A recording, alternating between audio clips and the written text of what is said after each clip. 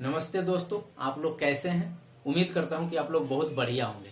आइए आज चर्चा करेंगे। सीआईएसएफ ने अपना न्यू रिक्रूटमेंट 2022 निकाला है। इसमें 1149 पोस्ट है, तो इसके बारे में चर्चा करते हैं। जो कांस्टेबल फायर की भर्ती है और इसमें इसने फॉर्म भरने के लिए क्या क्या योग्यताएं चाहिए, अपना एक क्राइटेरिया सेट किया है, उसके बारे में चर्चा करते हैं। जो भी स्टूडेंट इस क्राइटेरिया को फुलफिल करते हैं वो इसको भर दें। नजदीकी की साइबर कैफे में जाकर ज्यादा टाइम ना लगाएं भरने के लिए, क्योंकि आगे चलकर सर्वर डाउन हो जाता है। तो आइए इसके 1149 पोस्ट को कैटेगरी वाइज भी बांट दिया है। 1149 पोस्ट है टोटल। इसमें यदि आप जनरल, ओबीसी, एसी, एसटी वाले स्टूडेंट है तो इनको अलग अलग सीट को बांट दिया गया है। जैसे इसमें जनरल को 489 सीट है, ओबीसी को 249 सीट है। वहीं यदि ईडब्ल्यूएस वालों को देखेंगे, ये अत्यंत आर्थिक रूप से पिछड़े लोग होते हैं, इनको 113 सीट दिया गया है। यदि एसी के देखेंगे तो 161 सीट है। वहीं यदि एसटी कैटेगरी वालों को देखेंगे तो 137 सीट है। और इसको ऑल इंडिया में निकाला गया है, लेकिन स्टेट वाइज भी बांट दिया गया है। तो इस बार सबसे ज्यादा सीट बिहार के छात्रों को मिला है। दूसरे नंबर पर उत्तर प्रदेश की छात्रों को मिला है। फिर आपका झारखंड भी साथ ही साथ में है। तो जो भी मेरे दोस्त यूपी, बिहार, झारखंड से हैं उनके लिए एक बेहतरीन चांस है कि उनको इस बार सबसे ज्यादा सीट दिया गया। 123 बिहार के लिए, झारखंड के लिए 87, उत्तर प्रदेश के लिए 112 सीट है।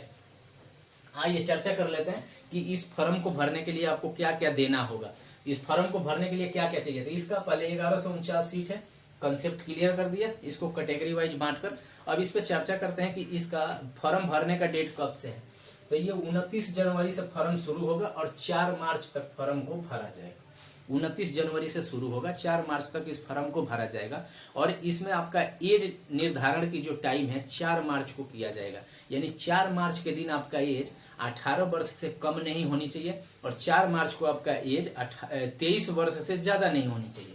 18 से 23 इसमें एज चाहिए। कंसेप्ट क्लियर हुआ। यदि आप ओबीसी के स्टूडेंट है तो 3 साल और आपका एज बढ़ जाएगा। यदि एससी एसटी वाले हैं तो 5 साल और एज बढ़ जाएगा। तो ये कैटेगरी वाइज छूट है। इसमें आप चर्चा करते हैं ओबीसी फी के बारे में। तो इसमें यदि आप एसी, ओबीसी और जनरल के स्टूडेंट है तो आपको 100 रुपया देना पड़ेगा। एसी एसटी वाले हैं तो बिल्कुल ही पैसे देने की जरूरत नहीं है, 0 फीस है। तो आइए इसके बारे में, ये भी कंसेप्ट क्लियर। इससे पहले आपसे आग्रह है कि मेरे चैनल को सब्सक्राइब कर दीजिएगा और बेल आइकन का बटन जरूर दबा दीजिएगा, ताकि अगला कोई भी न्यू भर्ती आएगा तो उसके बारे में आपके पास नोटिफिकेशन स्वतः पहुंच जाए। आइए इसमें तनिक भी देर ना कीजिए, मेरे चैनल को सब्सक्राइब जरूर कर दीजिएगा। उसके बाद आइए इसमें योग्यता चाहिए। इस फॉर्म को भरने के लिए आपकी क्वालिफिकेशन क्या चाहिए। तो इसको भरने के लिए आप साइंस से 12वीं किए होना चाहिए, जिसको 10+2 बोलते हैं। साइंस चाहिए, या तो बायो साइंस हो या मैथ साइंस हो। आईएससी वाले ही इसको भर सकते हैं। यहाँ से आर्ट्स और कॉमर्स वाले स्टूडेंट इस फॉर्म को नहीं भर सकते हैं और वो फॉर्म भरने से पहले ही ऑटोमेटिक आउट हो गए इस भर्ती से। तो आपके लिए बहुत बेहतरीन चांस है, क्योंकि इसमें केवल साइंस वाले स्टूडेंट से ही फाइट करना है। इसमें महिला भी आवेदन नहीं कर सकती, इसमें केवल पुरुष ही आवेदन करेंगे, और वो भी पुरुष जो साइंस वाले स्टूडेंट होंगे। आइए कंसेप्ट क्लियर। उसके बाद आते हैं इसमें हाइट के बारे में पूछ रहे हैं। तो इसमें 170 सेंटीमीटर हाइट चाहिए। उसके बाद इसमें छाती की बड़े दिक्कत होती है, बच्चों को समझ में नहीं आता है कि 80 से 85 क्या होता है। तो ये चेस्ट होता है। जिनका पहले से ही 80 सेंटीमीटर चेस्ट है उनको चेस्ट को फुलाकर 85 करना होता है, यानी 5 सेंटीमीटर फुलाना होता है। जिनकी पहले से ही 85 हो उनको 5 सेंटीमीटर और फुलाकर 90 करना होता है। जिनका पहले से ही 90 चेस्ट हो तो उनको 5 सेंटीमीटर फुलाकर 95 करना होता है। तो 5 सेंटीमीटर फुलाना होता है जितनी आपकी चेस्ट पहले से हो। हाँ, बस 80 से कम नहीं होनी चाहिए। तो आइए ये कंसेप्ट क्लियर हुआ। इसमें फिजिकल होगा, पीटी होगा, फिजिकल इफिशियंसी टेस्ट होता। इसमें दौड़ होता है और दौड़ के बाद इसमें लंबी कूद, हाई जंप वगैरह होती है, ऊंची कूद, लंबी कूद होती है। ये सब कुछ पास करने के बाद आपको 2-2.5 महीने बाद आपको एक एडमिट कार्ड इशू किया जाएगा, जिसके बिहाफ पे आपसे रिटन टेस्ट लिया जाएगा। रिटन टेस्ट 100 नंबर का होगा और 2 घंटे की टाइम होगी। बहुत ज्यादा टाइम है, बड़े आराम से आप पूरे 100 क्वेश्चन कर सकते हैं, यदि आप बेहतरीन तरीके से तैयारी किए हैं तो। नहीं किए हैं तो देखिए, आप एवरेज स्टूडेंट हैं तो भी आपको क्या करना पड़ेगा। इसमें 25 नंबर का रीजनिंग है, 25 नंबर का मैथ है, 25 का जीएस, 25 का हिंदी या इंग्लिश, या आप अपना मीडियम सेट करेंगे कि आप हिंदी मीडियम वाले हैं तो हिंदी, या इंग्लिश मीडियम वाले हैं तो इंग्लिश, या जो भी है आप इन दोनों में से जो आपको अच्छा लगे वही लेना, हिंदी ले लीजिए या इंग्लिश ले लीजिए। 100 नंबर का होगा। इसमें देखिए आपको कम से कम ना, ये रीजनिंग वाले जो रीजनिंग जो होता है, ये जो एवरेज स्टूडेंट पढ़ा होता है ना, वो भी 25 में 25 ला देता है। ये बहुत ही आसान है, बहुत ही आसान है रीजनिंग। तो रीजनिंग समझ जाइए कि आपको पूरे 25 में से कम 23 या 24 ही करना पड़ेगा। उसके बाद यदि मैथ आते हैं तो आप मैथ में कोशिश कीजिए कि 20 के ऊपर जाइए। इसमें बेसिक एलिमेंट्री मैथ आपको पढ़ना होता है, जिसमें CI SI प्रॉफिट लॉस, ये सब परसेंटेज डिस्काउंट और अनुपात समानुपात, बेसिक एलजाबरा वगैरह, और फार्मूला मैथ का पूरा याद होना चाहिए। कई बार इसमें ना फार्मूला ही पूछ दिया जाता है, डायरेक्ट फार्मूला ही उठा के पूछ दिया जाएगा। तो जिन स्टूडेंट को फार्मूला याद रहता है वो यहाँ फायदा उठा लेते हैं, जिनको फार्मूला याद नहीं रहता है उनका क्वेश्चन गलत हो जाता है, यानी वो मैथ में ही कट जाते हैं। आइए, ये जीके जीएस क्या है?